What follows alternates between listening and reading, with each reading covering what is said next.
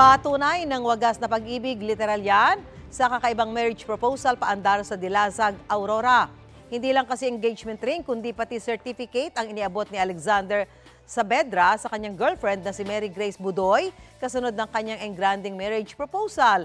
Tinawag ito ni Alex na Certificate of Love, pagpapaalala raw ng kanyang pangako kay Mary Grace ng habang buhay na pagmamahal. Biro tuloy ni Mary Grace, ipapanotaryo niya ang certificate para kapag nabigo si Alex sa kanyang pangako, ay kakasuhan niya.